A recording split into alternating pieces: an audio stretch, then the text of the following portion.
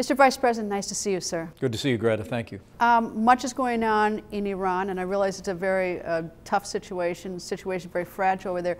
What is the United States going to do, if anything? I know that there's been a tweet and verbal statements in support, but what about doing?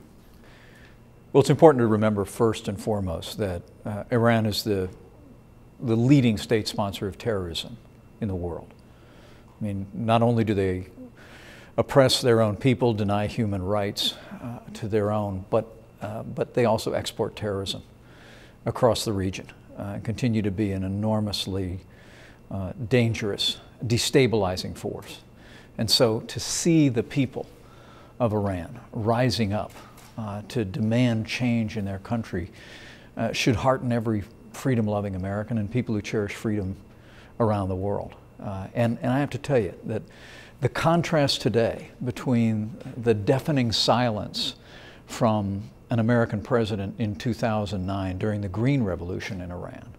He waited a few days. He waited a few days, but then he spoke out. Well, but the clear affirmation and support that President Trump has provided to protesters rising up in cities across Iran is dramatic, and I think it's very consistent with America's role in the world as a leading champion of freedom. In terms of support, though, there's verbal support, and there was, admittedly, that President Obama was a few days late back in '09. Well, it wasn't just a few days late, because I was there. Okay.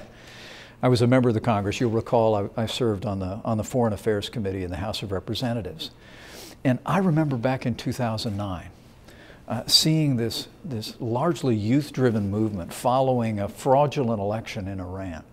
People taking to the streets, demonstrating incredible courage that the people of Iran did to claim a democratic and free future.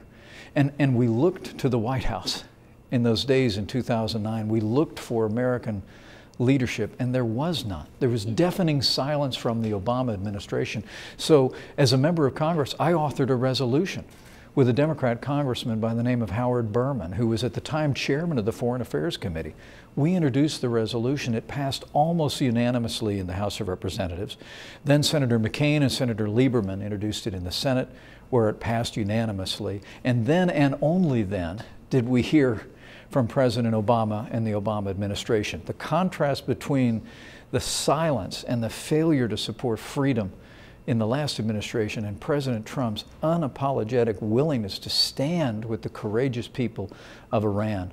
I know it is giving hope to the people on the streets of those cities across that country, and we're going to continue to support them in not just verbally, but as they bring about change in their country. I can assure you, the United States and the wider world stands with the people of Iran who want a better, more prosperous, and freer future. All right, in 1956-ish, the same thing happened in Hungary, where the people rose up and there was verbal support. We've had it with the Kurds with President Bush 41.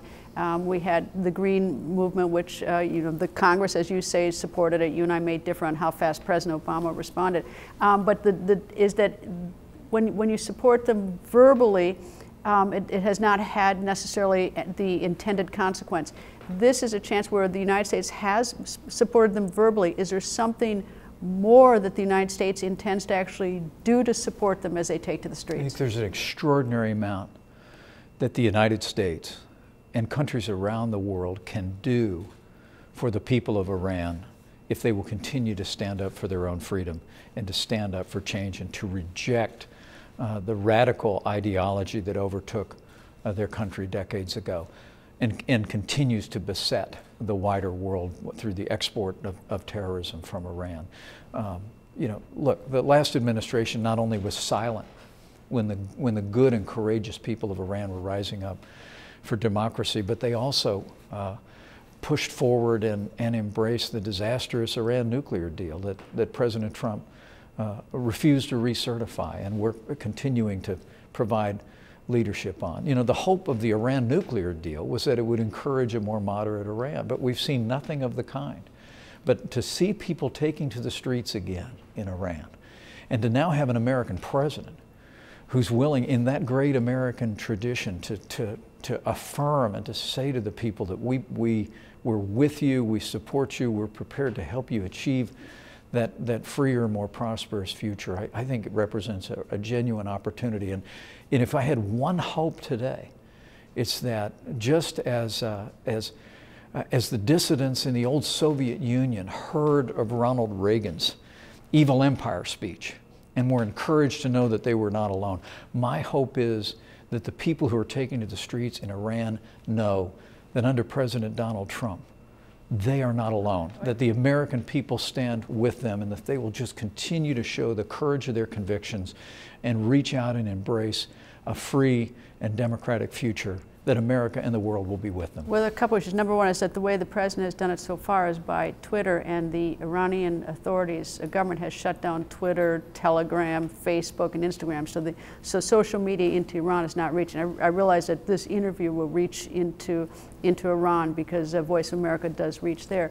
And so the president may not be reaching them. The second thing is that I suspect that many people in Iran are a little bit distressed with the president's immigration in terms of banning people from Iran from coming here in the United States. So I don't know how receptive the people are to Iran unless he reaches out more to them. Well, the repression by the regime, by the Ayatollahs in Iran is not surprising. They continue to be a nation that denies basic human rights to their people, and to be shutting down communication. But are they hearing from our government? I mean, no real surprise. If it's done by Twitter and not by, I mean, is there another vehicle that the president has other than, I mean, of course you're speaking out here today, but is there another vehicle that the president intends to use? Senator Lindsey Graham suggested that he address the nation, for instance, on this issue, our nation on it.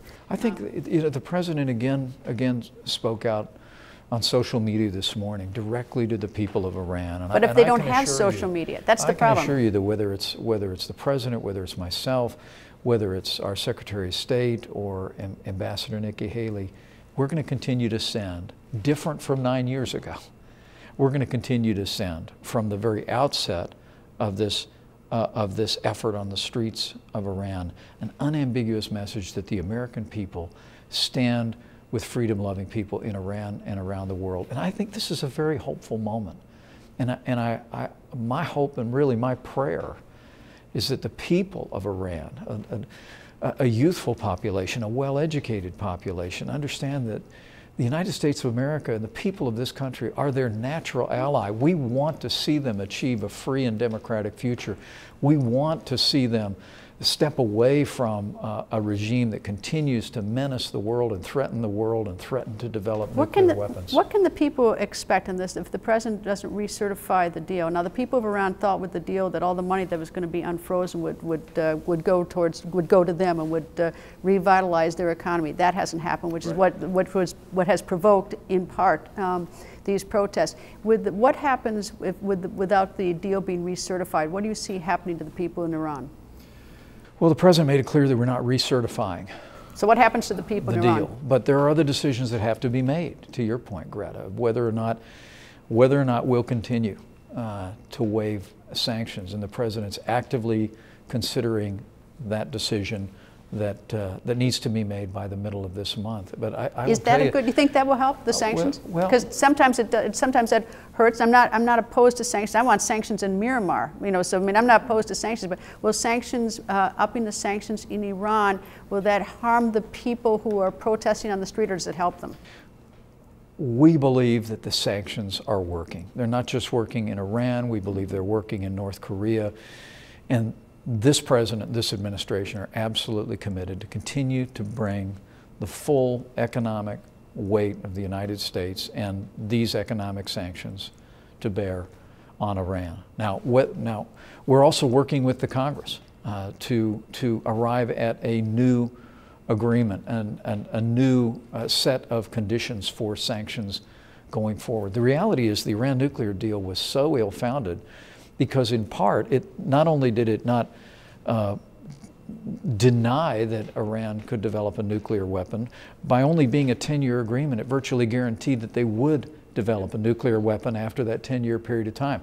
What we want is to have a long-term agreement in place, long-term legislation in place that it says if at any time Iran attempts to obtain a usable nuclear weapon and the ballistic missiles to be able to deliver it, that all sanctions would be reimposed immediately. But all of those decisions going forward. But I think as you see what's happening on the streets of Iran, you have to believe that the sanctions that are in place today and additional pressure that we could bring to bear is having an effect on the nation, it's having an effect on the economy, and it's emboldening the people of Iran to be able to have the courage to step forward. You brought up North Korea, and this will be my last question to you.